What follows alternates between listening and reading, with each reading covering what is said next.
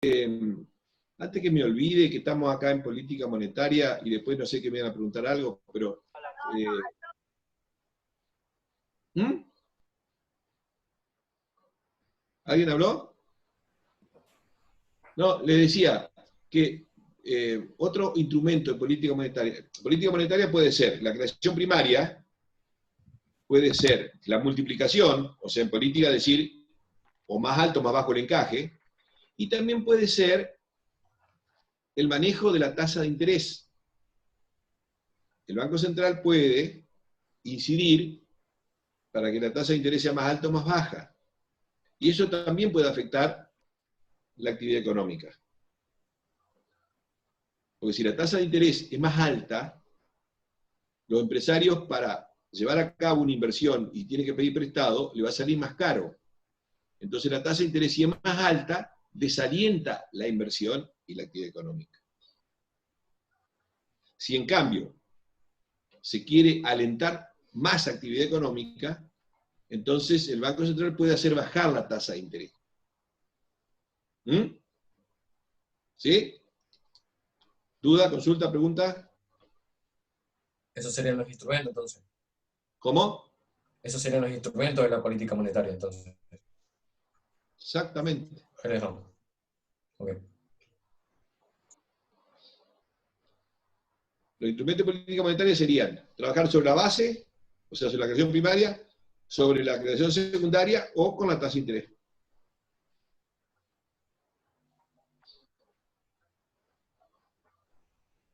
Profe, entonces para ampliar la base monetaria, únicamente tiene que haber una mayor emisión de dinero primario. Creación primaria de dinero, perdón. Únicamente eso. Okay. Nada más y nada menos.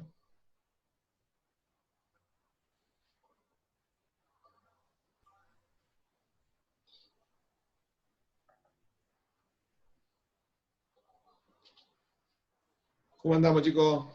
Profe, yo no sé por qué tenía, no sé si lo saqué del trabajo o qué, que la base monetaria se expandía a partir de la creación secundaria de dinero. ¿Está mal? No. Al revés puede ser. Si hay más base monetaria, hay más dinero para multiplicar. O sea, un crecimiento de la base va a hacer crecer la oferta global monetaria. Volvemos. Oferta monetaria son todos los medios de pago. ¿Eso se entiende o no? Sí. Ya sea la creación primaria o la creación secundaria que hacen los bancos. Todo eso es oferta monetaria. ¿Hasta ahí vamos? ¿Sí? Sí. Bueno, esa oferta monetaria entonces puede variar, puede crecer. Porque crece la base, o sea, porque crece la creación primaria y el encaje no se mueve, o porque es la misma base, no varía, pero el encaje baja. ¿Sí? Abril, ¿más o menos? ¿Estamos despiertos o no? Por ahí. Pero no me decís sí o no. Hola. Abril, estamos hablando de la oferta monetaria o medios de pago. Todo lo que se usa para realizar transacciones en una economía. Medio de pago. Puede ser dinero primario, puede ser pago con cheque, no sé, creación secundaria de dinero que hacen los bancos. Entonces la oferta total, los medios de pago, la oferta monetaria, medio de pago, depende de qué, de la creación primaria o de la creación secundaria, o de los dos. ¿Hasta ahí vamos a abrirlo o no? Más o menos. Más o menos, hoy estuve repasando esa parte, pero más o menos. Pero cuando hablamos de medios de pago, decimos dinero u otro medio como el cheque, por ejemplo. ¿Sí? Vos sos un empresario y tenés que comprar mercadería. Pagas en efectivo, o si vos tenés ese dinero depositado, pagas con qué? Con un cheque. Pues ten en cuenta corriente, ¿no es cierto? Ahí tenés dos formas de medio de pago. Dinero efectivo, o el dinero efectivo es la creación primaria. Sí. Y toda la operación que hacen los bancos, de recibir el depósito a la vista y prestarlo, y recibir a la vista y prestarlo, eso es creación secundaria. Y los que operan con la cuenta corriente, van con cheque. Como, Entonces, ¿qué pasa? como lo del esquema del préstamo entre las empresas. Tal cual, eso que nosotros vimos en la grabación. Sí. Quiere decir que emitiendo 1.000, se generan como 4.000 y pico, 5.000 o más, o mucho más, ¿no es cierto? Ujú. Entonces, todo lo que se genera son todos medios de pago. Ahora, ¿de qué depende eso? Depende de la creación primaria y de la multiplicación que hacen los bancos. Ujú. Si yo no creo nada, no podés multiplicar nada. Si yo creo 100, podés multiplicar y generar mucho más medios de pago, por más de 100. ¿De qué depende? Depende del encaje. Ujú. O sea, ¿qué es el encaje? Y depende del porcentaje que los bancos pueden prestar. O sea, Pero, Ajá. pero no es una operación que pueda llegar a ser infinita, ¿o sí? Tiene un límite. ¿Cuál es el límite? Exactamente. Que el banco no puede prestar todo. Mm. Tiene Tiene que que ir dejar un guardando. pedacito que es la reserva, que es el encaje. Ujú. Entonces, el Banco Central a los bancos comerciales le dice, no, pero el encaje tiene que ser más alto. ¿Qué le está diciendo? No, tiene que guardar más. Entonces tienen que achicar la multiplicación. Claro. Por eso el Banco Central también incide sobre la creación secundaria. Pero Profe, no se queden con duda. Justamente este encuentro de consulta, porque no hace que justo la duda que ustedes tienen sea justo lo que yo les vaya a preguntar el sábado. Así que profe, yo esa tengo cosa. dudas de las tasas. No sabría diferenciar bien lo que son las tasas nominales y las tasas reales. Bueno, vamos a suponer que vos tenés, supongamos en Argentina el año pasado, ¿no? Vos tenés una inflación de un 50%, 55%, ¿sí? Vamos a suponer que vos sabés que la inflación va a ser 55, va a depositar la plata y el banco te dice, yo te pago un 30% de interés anual. Y vos estás chocho porque ganaste un 30% a fin de año. ¿Ganaste el 30% si tuviste una inflación del 55? Porque vos tenés la tasa nominal del 30%. Pero la tasa real tenés que compararla con ¿qué? Con la inflación. Con la inflación. Entonces la tasa real es la que se compara con la nominal con la inflación. Es como el salario, ¿no es cierto? Vos ganabas, supongamos, 20.000 pesos y te aumentaron a 22.000, te aumentaron 2.000 pesos más, te aumentaron un 10%. Pero si vos tenés una inflación de 50, el salario nominal aumentó, pero el salario real se achicó.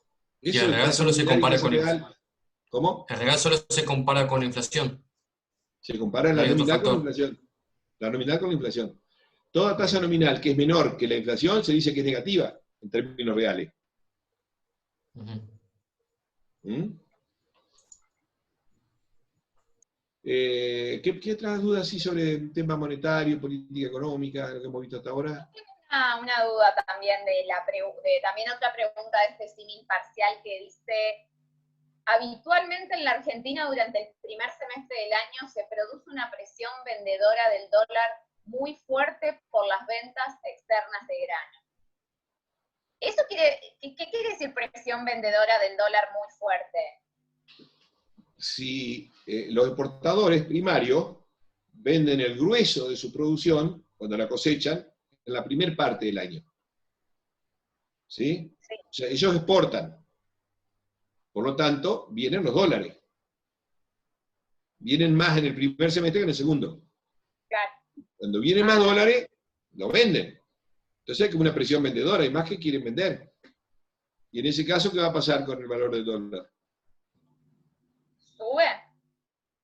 Si quieren vender dólares, hay muchos dólares para vender. Disminuye. Baja. Se puede mantener, por ejemplo, y no subir. ¿Por qué? Porque hay muchos que están Depende de la dispuestos a venderlo. Profe, entonces cuando, en ese momento donde venden la producción, ¿por qué también quieren vender los dólares? Porque los dólares no son de ellos, tienen que entregarlo al Banco Central. Los exportadores, cuando exportan, pero tienen que entregar los dólares que de sus exportaciones, tienen que entregarlo al Banco Central. Porque si no, imagínense ustedes, si los exportadores exportan y no traen los dólares al país, y desaparecemos porque no tenemos dólares. O sea, todo lo que exportan los exportadores tienen que entregarlo al Banco Central. ¿Sí? Lo tienen que cambiar por peso, digamos, para poder hacer transacciones acá. además, exactamente. Pero muchas veces los exportadores quieren tener el grueso de los dólares, quieren guardárselo. Es que, por ejemplo, si una empresa, suponete, exporta algo y tiene dólares, pero esa empresa también necesita los insumos que los importa. En ese caso Para necesita eso, los dólares. exactamente, compra dólares. Compra y vende dólares. Ah, Los o dólares sea, de siempre exportación tiene que tienen que comprar y entregar al vender, banco. no se los queda a él. Los dólares de exportación tienen que entregárselo al Banco Central. El Ah, ok. Banco O Central a sea, los importadores les vende el dólar.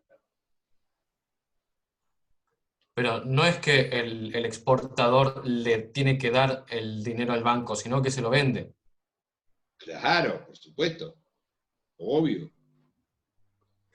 Pero Y si hay en una esto, devaluación, le entrega la misma cantidad de dólares y recibe más plata. Pero siempre el dólar va al Banco Central. Entonces, si sos importador, va y lo comprás a esos dólares del Banco Central. Lo que pasa es que ahí hay mucha maniobra. Los que no quieren traer los dólares acá hacen figurar una exportación menor.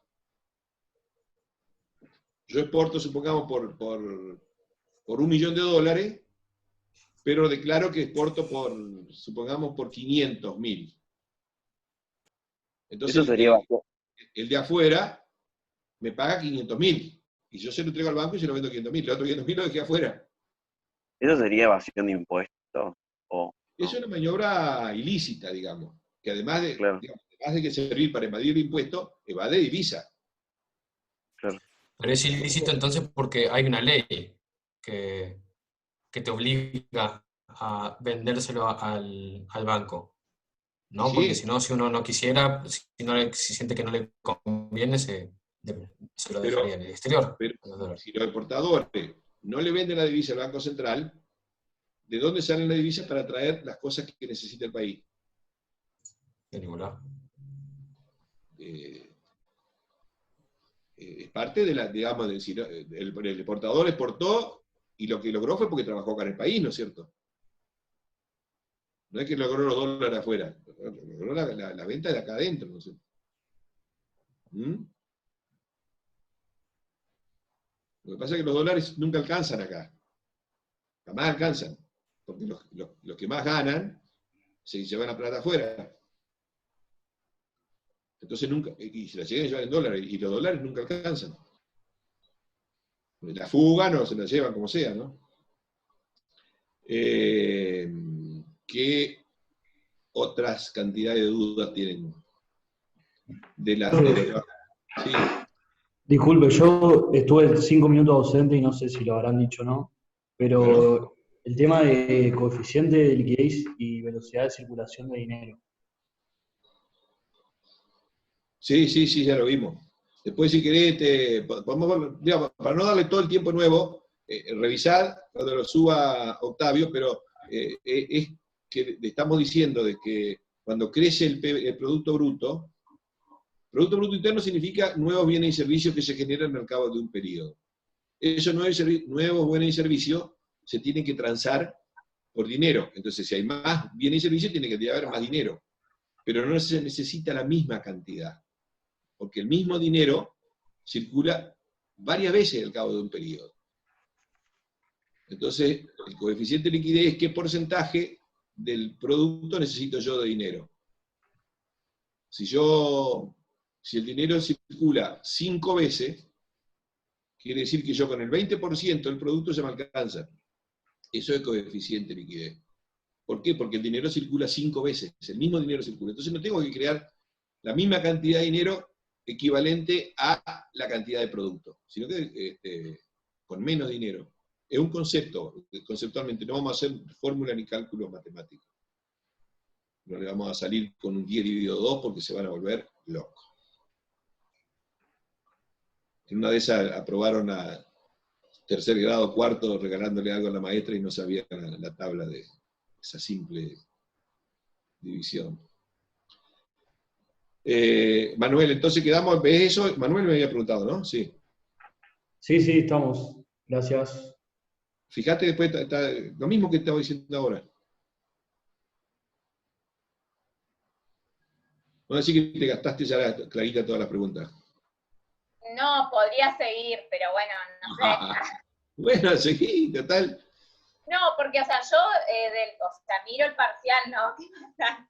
Y me da miedo, porque hay, o sea, por ejemplo, en esta misma pregunta que yo te hacía, dice, esto de la presión vendedora del dólar, ¿cómo se reflejaría eso en el tipo de cambio? Bueno, yo lo compré, o sea, el tipo de cambio sube, pero ¿qué elementos No, de sí, la demanda? hay ¿Cómo presión baja el tipo de cambio? vendedora. Si todos quieren vender dólares, el valor del dólar baja. Baja. Pero después de esa pregunta le sigue una que dice, ¿qué elementos de la demanda de divisas pueden llegar a provocar un efecto inverso? Cuando dice demanda de divisas, yo lo tengo que relacionar con dólar. ¿Quiénes quieren comprar? O sea, sería que cuando hay muchos que quieren comprar, como hay mayor demanda, va a aumentar el dólar. Tal cual. Ah, O ok. sea, primero baja y después sube. Claro, vamos a suponer lo que decíamos hace un rato, cuando hablábamos creo que con Emiliano. Vamos a suponer, hay una presión vendedora del dólar, ¿sí? Entonces el valor del dólar baja, el tipo de cambio está bajo, dólar barato. Entonces, ¿qué dice Emiliano cuando el dólar está barato? Salía a Compran comprar a como lo loco. locos. Salía a comprar a lo loco. Entonces, los que fugan capitales salen a comprar a lo loco, eso al revés, ¿qué va a generar? Que suba. Que después va a subir. Claro, porque al tener demanda, quiere decir que se necesita, por ende se aumenta el precio para generar Todos más. salen a comprar. Lo que pasa es que si hay maniobra arreglada con la autoridad, como pasó acá en Argentina en los años anteriores, compraron a lo loco barato, pudieron comprar, se lo llevaron y después subió. Compraron a 20 pesos el dólar y hoy está a 100, depende de qué dólar toman, ¿no? Bueno, así es. Sí, claro, pero escúchenme, chicos. Ustedes lean la consigna y piénsenla tranquilo. Es nada más que interpretación. Para saber si una política es expansiva o recesiva, ya sea monetaria, fiscal, si cómo se mejora o se empeora la distribución del ingreso, cómo se crea el dinero primario o cómo se multiplica con la creación secundaria. Conceptualmente, es decir, el tipo de cambio alto, bajo, qué puede incidir. Un tipo de cambio alto, un dólar caro, cómo incide sobre las exportaciones, sobre las importaciones. Un tipo de cambio, un dólar Profe. barato, cómo incide o cómo afecta a la producción interna también.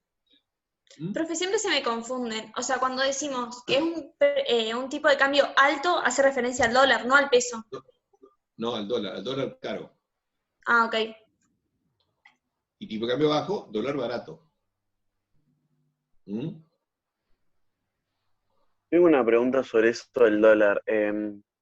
No sé, no creo que tenga que ver, no sé. Cuando se pone como un determinado monto que la gente puede comprar, ¿eso también sería una forma de intervenir en que no se compre tanto? Claro. Como yo les dije a ustedes, desde Martínez León, en la época de la dictadura, hasta hoy, se mantiene la legalidad de la fuga de capitales. Cuando se dice fuga, significa gente que gana, grupo económico, bancos comerciales, que ganan como loco acá en pesos, se la pueden llevar afuera en dólares, compran dólares. Ahora, ¿qué pasa? Para eso tiene que haber dólares. Entonces hay momentos donde justamente porque nos saquean cada cierto tiempo, la reserva queda muy baja. Entonces cuando son muy bajas y no alcanza para que siga el saqueo, el Banco Central temporariamente dice, bueno, vamos a poner límite. Poner límite, poner cupo. ¿Por qué? Porque ya no hay más. Claro, si Entonces la hoy votaría más. el cupo es de $100, si uno lo va a comprar directamente o si uno lo va a depositar son $200. Pero los grandes operadores se la arreglan para llevársela por otras vías. Lamentablemente, pero es así.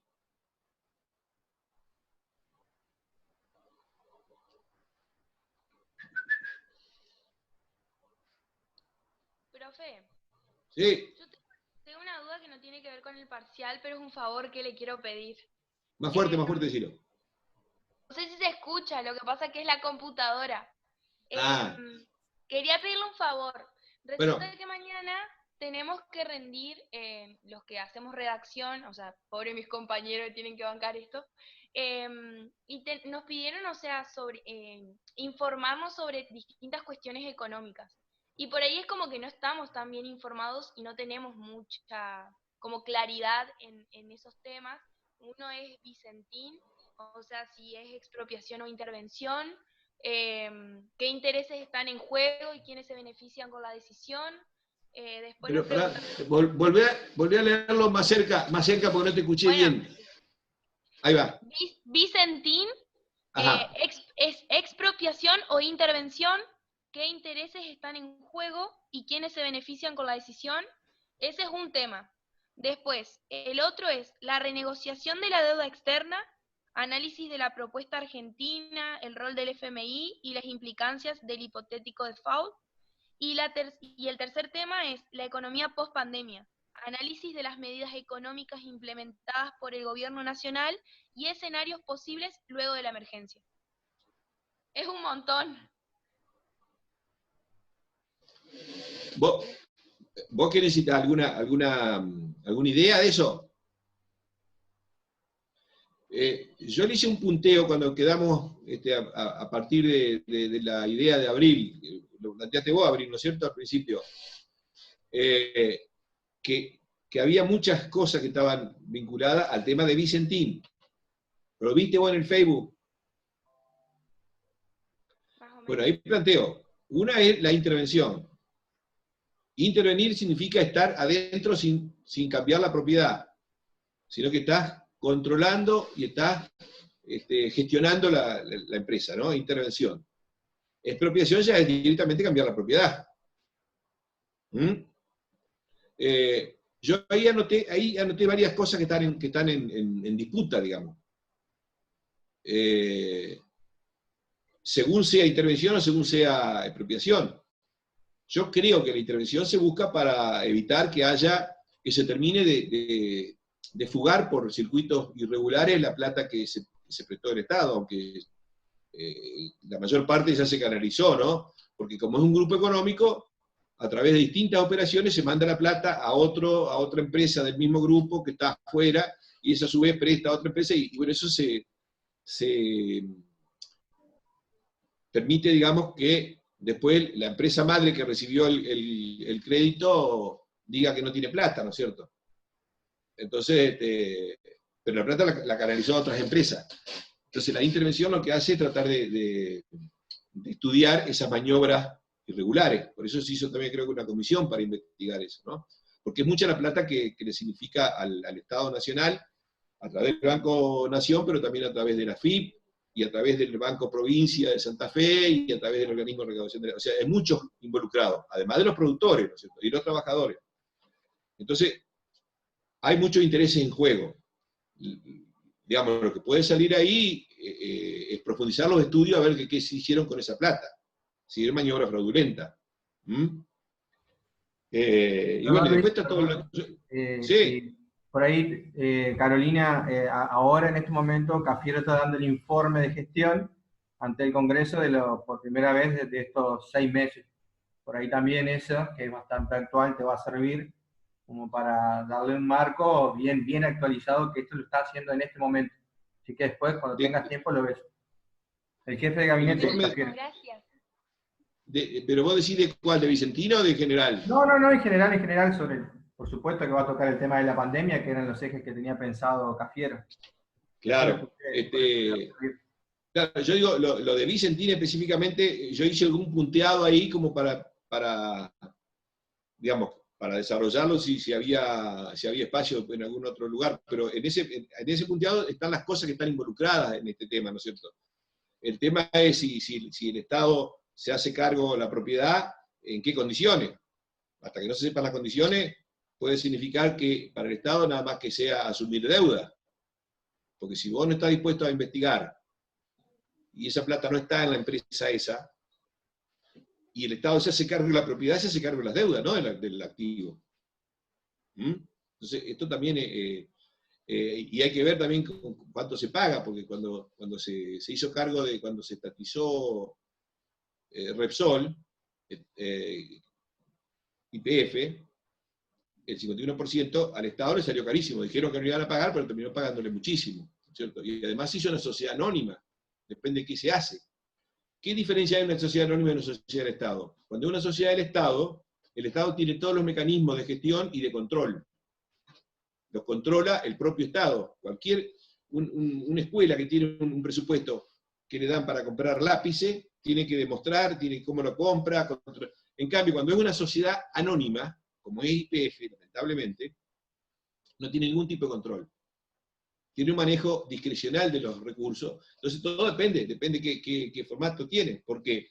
Porque en YPF el Estado puso mucha plata, pero no tiene ningún tipo ninguno de los organismos de control del Estado intervienen. O sea que el Ejecutivo y el funcionario del frente de YPF puede hacer lo que sea, y es mucha plata. Entonces, depende qué formato le van a dar también a la empresa. Hay muchas. Sobre el tema de la deuda hay mucho, ¿no es cierto? Pero fundamentalmente la deuda es fraudulenta. Y el reclamo que hay desde el fin de la dictadura hasta ahora es que se está pagando sin investigar.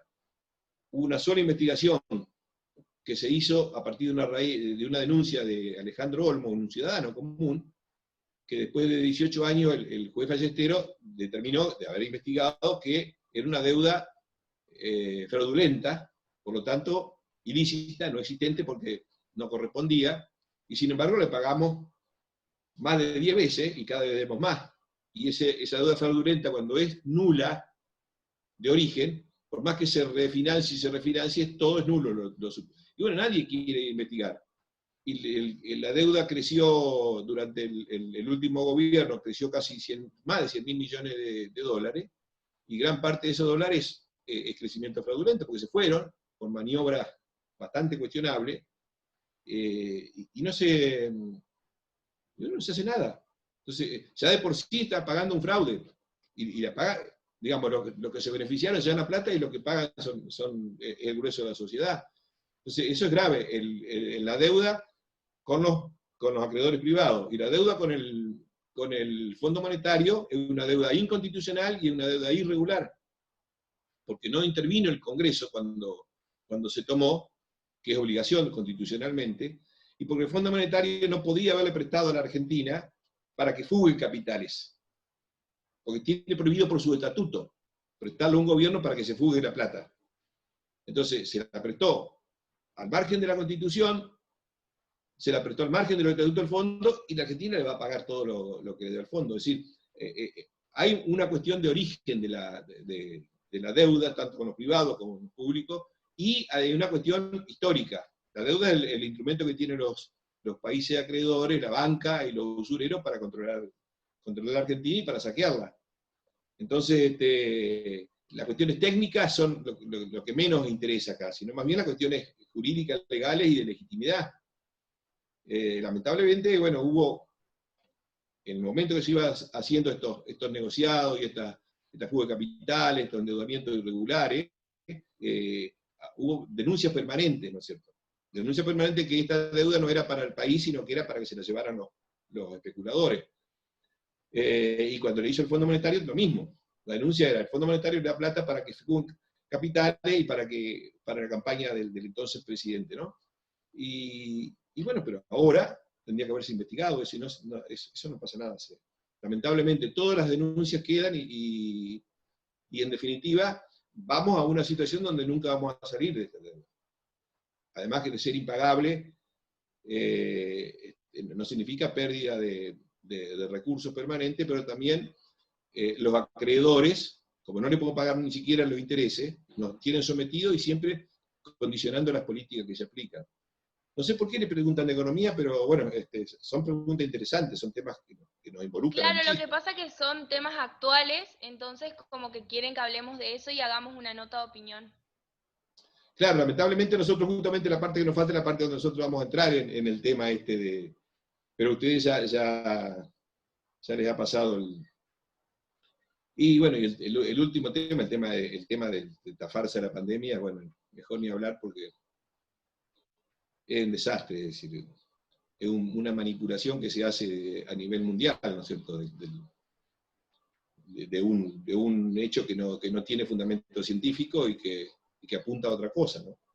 Si la pandemia está declarada por la OMC, que es un organismo fraudulento, que la manejan las grandes corporaciones y fundamentalmente de los medicamentos, y que hace negocio con la pandemia. pero además tiene otro objetivo. Es decir, paralizar prácticamente la humanidad con esto es criminal. Y para eso manipularon primero la cifra de cuáles podían ser los efectos, los posibles contagios y muerte. Ya está demostrado que era manipulado, las cifras eran sustancialmente menores, de posible contagio, y todas las cifras que se manejan después son cifras infladas, con protocolos que vienen ya a nivel mundial, para decir que hay que anotar como muertos por el coronavirus a los que mueren por otras enfermedades, con el ánimo de meter pánico en la población. Es decir, la primera vez en la historia que a la población sana se la aísla y se la encierra, ¿no es cierto?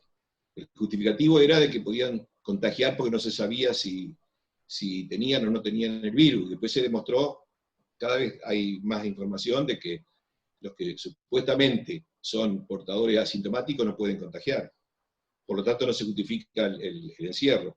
Hay cosas muy, muy graves, porque hay un interés muy, muy de fondo ahí que es más allá de la cuestión doméstica de la economía argentina, sino a nivel mundial, de poner una vacuna, la vacuna famosa, una chip de aplicación obligatoria, cuando la gente esté tan desesperada para terminar con este estado de cuarentena, porque esto genera problemas sociales enormes, que lamentablemente los medios no lo muestran, ¿no es cierto?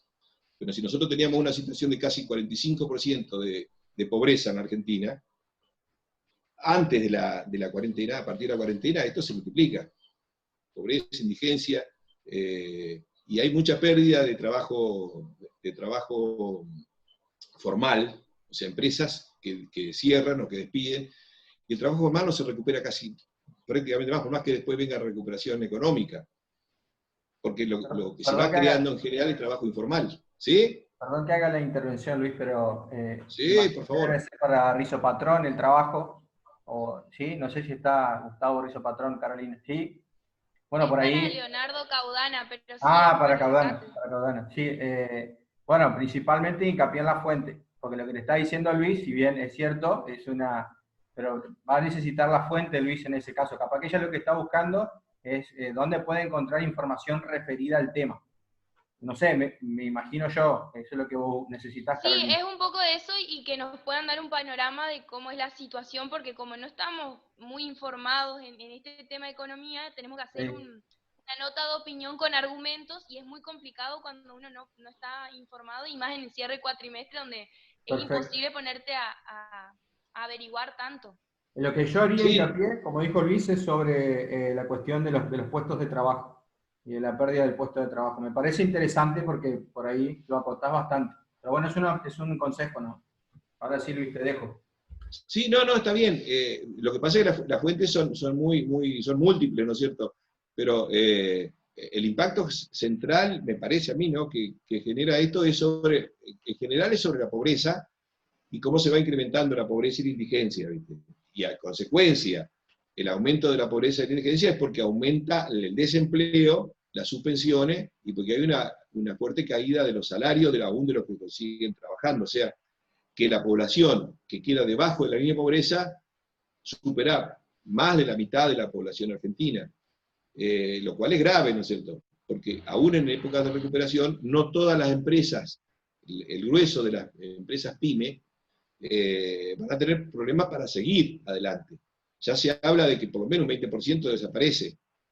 Entonces, va a haber problemas porque eso no van a generar empleo. Y el empleo que se genere, lamentablemente en los últimos años lo que se genera es empleo precario, no empleo formal que tiene todos los beneficios de la ley. Y el empleo precario, bueno, tiene ya de por sí ingresos bajos, pero además no tiene ninguno de los otros beneficios, de estabilidad, de derechos sociales, obra social, vacaciones. Entonces, bueno, pasamos a una sociedad que a menos, digamos que básicamente hay una cuestión objetiva que es difícil y que va a depender de qué decisiones se tomen para tratar de salir de esta situación, para superarla, ¿no es cierto? Pero bueno, es muy difícil, digamos, porque las fuentes son muy variadas respecto del impacto muy, muy amplio que tiene el tema de la cuarentena y las disposiciones, ¿no es cierto?, de paralizar la actividad. Lamentablemente, en mi opinión, hubo actividades que se mantuvieron en todo momento y que eran justamente las más cuestionables, ¿no? Por ejemplo, los pilares de lo que nosotros llamamos el modelo extractivista depredador, como ser, por ejemplo, la megaminería, cielo abierto, la extracción de petróleo a través del fracking, el tema de la monoproducción de transgénicos con uso masivo de agrotóxico, el tema del desmonte bestial que hay en en gran parte del territorio argentino, todo eso se mantuvo como actividad esencial. O sea, ni siquiera se paró en ningún momento. Quiere decir que las actividades más contaminantes y depredadoras siguieron adelante. Sí se afectó mucho la industria y el comercio, que es tal vez la que más nos tendría que haber interesado mantener, ¿no es cierto? Y dentro del grueso no se puede hablar de todo, sino que los más chicos son los más perjudicados siempre, que nosotros sabemos que es más grave que una situación de recesión, ¿no es cierto? Pero cuando hay recesión, los que soportan la situación son las empresas que tienen más espalda, las más grandes. Entonces, esto seguramente va a generar una estructura económica mucho más concentrada y una sociedad mucho más desigual. En la medida que no se tomen acciones, ¿no es cierto?, es decir, políticas que modifiquen esto.